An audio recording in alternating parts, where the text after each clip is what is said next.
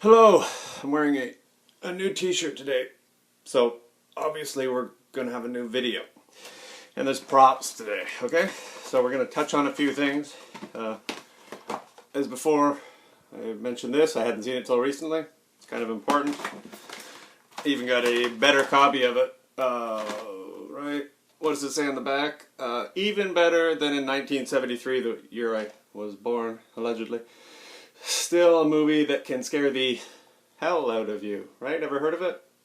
I'm not recommending it necessarily, but at the same time it was a blockbuster at the time, back when religion was a little more relevant than it is today. That might be an oxymoron. In any case, it set the tone, it set the bar very high, still very watchable, but it did so many things that things before it probably weren't allowed to, but the timing was impeccable. All-star cast, tons of money, holds up today, still one of the greats, as they say. And then, of course, I got number 2, right? I wrote about this recently. Number 2, right, actually looks like an 11, but that's Roman numerals for 2, the sequel. And this one happens to be a personal favorite of mine, which I actually saw first when it came to the theater in 1990. Let's not get into that, but anyway, I really like that one. So, anyway, we're going to talk about this. I also have another prop here. Not that it matters, but I thought I'd put this in because I happen to have this, right? It is a doozy from the 1800s, and I've had this for, I don't know, if it's been a dozen years. Got it a long time ago. It's nice for reference. It's the real deal. Like, it's not a fake prop. Can you read that name? Chaz B. Ware? And you think, you can't write that shit. Charles B. Ware? Anybody? Can you think? No, never mind. Alright. So anyway, got some props, as I said, because I wanted to touch on number 2, but for a second, just for the people that are unfamiliar with number 1, it's about a Exorcist is the name of the individual trained in the art of removing a demon, devil, somebody that's possessed from the person that is possessed. So anyway, that's the basis of the film, The Exorcist. William Friedkin knows what he's doing then and now. Big cast, big budget, did everything right, holds up. So anyway, I thought I'll just play a moment of it for those that are unfamiliar with how this all works, because it's moderately important. Who lives and reigns with the Father and the Holy Spirit. David.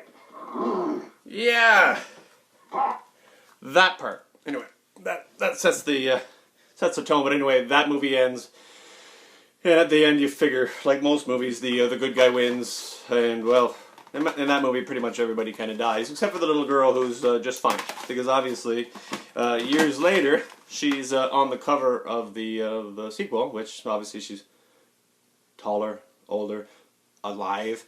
The priests that were involved, the 2 in the picture back there, Max von Sydow and, was that Jason Miller? Either way, a goner, I think. Anyway, irrelevant. This movie comes up and you might think it's obscure, a lesser film, maybe B movie, just the where it suffers from sequelitis, like so many movies do. But anyway, there's James Earl Jones there, who the same year this was made, he was out there doing that little voiceover for a guy named Darth Vader. So just in case you think they didn't really have anybody important there, James Earl Jones was kind of pretty fucking important that very year when they went out and made this very important movie. Okay? So behind me on pause I have the very first scene of this movie, the sequel to the biggest movie, you might argue, ever. This one, alright? And you've got other big players. You don't just go and get Mr. Burton here, right? That guy's the shit. He knows. He was credible. Van Sydow, still making movies, still kicking it. But anyway, let's skip to this because I want it to be short because nobody gives a shit. Alright? So let's go.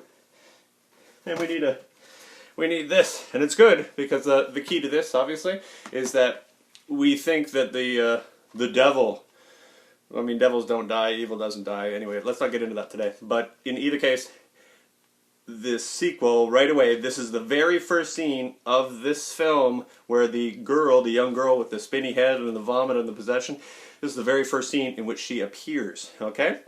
So behind me, are the flames that she's going to come out of at the beginning of what still is a happy movie because nothing's gone wrong yet. All right? Now let's watch. There she is. She's dancing. Right? She's dancing. That's the very first scene. Jiggle, jiggle, jiggle. Right? Oh, nobody said anything to her. That's her. Oh, oh. Somebody's going to sing for her. This is fun. Oh my goodness. There's a visible minority. Here we go. What are we going to see? What are we going to see? What are we going to see? Let's dance. Let's flaunt. Let's jiggle.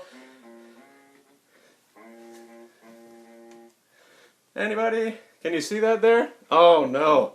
Tell me that this is sufficient. Oh my goodness. Is that legible?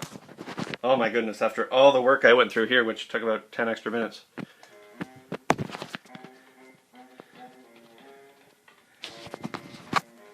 Oh wait, no, we do get the picture. So there's the devil. Aww. Just a second, we got a minute. We don't want to get too far away from my point here. So obviously I don't want to do two cuts because I just don't. So what does the devil do? Right? What does he do in the very, very first fucking scene of the sequel, 11 or 2 as it were? Wow, that is just crazy, right? Isn't that just crazy? That when you're out there flaunting and you're out there just giving it and you want the whole world who's all too familiar with the previous edition, the original Exorcist, that everybody wants to know what happened. Well, here's a fucking clue, right? And how many girls do you know that have a blouse that ties up in the front that has a number 22 jersey, or is in 1111? I mean, anybody? And it doesn't matter. You can watch this. Watch this fucking thing. See how many times they pay homage to the 11, right? And Exorcist 3, that's just 111, right? But come on. Right? Is this normal? And it's dancing. It's all smiles. It's hilarious. Yay! Right? It's fun. Nobody gives a shit about anything, so put it right there. And what is pause, by the way? Since we know what pause is, right? Oh, we'll go back. We'll go back. We got 2 seconds. Cause yeah, this is what the devil's been doing, right? It's fun. Yay! It's fun. Dance. If I wasn't holding this camera, I had a little bit of a dance arranged that I was going to kind of do, because it's the dance of flaunting. It's 11:11, so, and you can go out and do all the homework you want. You can Google it, you can search, and you can find out, why was this so imperative, right? Why is it integral? Why is it here? Why would you go get James Earl Jones, Max von Sydow, Burton? Why would you go and have every single thing in the world hinging around this fuck you, right? Right? Because there is a reason it's doing what it's doing, right? In other words, this is what it's doing, right? And in case you can't really think for yourself, this is what it's really doing, right? Oh boy, there's one right for you. Right in your ass. So it just goes on and on. So if you could think for 2 seconds, you think, why in the world would they go and accentuate that in such a explicit, hardcore fashion with a tits just a jiggling, and you got this, the biggest film ever, where, oh my goodness, the whole world had to face the fact that there's a devil, and that they could possess little girls, and oh goodness, shit. And then, wow, but thank goodness at the end of the film, like most films, the good guys win, even though they died, and the little girl is safe, which is the key to everything. I'll admit that, right? Everybody's safe, everybody's happy. And then a couple years later, right, you come out and have this, right? It's not that obscure, not at all, but here's the showcase, right? Showcase showdown. Is it just me again? It's just me? Like I'm the only one that can read what that is. She hasn't even said a word yet in the film. Don't go watch it. She hasn't said a word yet in the film. But she's speaking right here on the front. Tits just a jiggling. Got the little guy with the trumpet, flute, whatever the hell he's playing there. And here you go. You got your 11:11. Tickle, tickle, tickle. Everything is right on cue. And it just goes on throughout the film. Far more in this film, over and over and over. So you think, I'm probably not solving anything. This is irrelevant, right? Nothing to see here. Please disperse. I need Frank Drebin to say that there's nothing to see here. Please disperse. Right? Oh, that is so nice. Oh, she's safe. Nothing to worry about here. Yay! And they got the tapping shoes, just flaunting, just making sure that it's in your face, right?